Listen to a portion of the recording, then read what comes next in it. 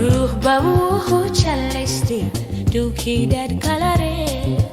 kof ba auru rarine daratana ala karan